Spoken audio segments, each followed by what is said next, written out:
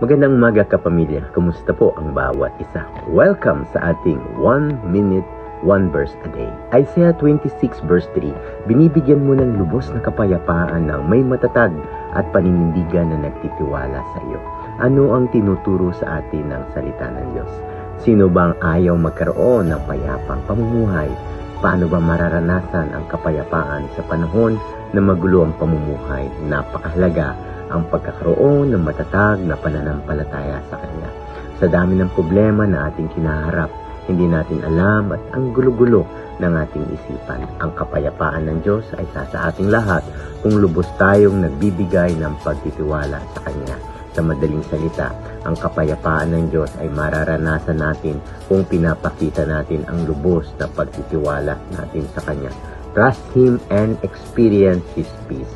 May the peace of God be with us always. Shalom. That is 1 minute. See you tomorrow, mga kapatid. God bless.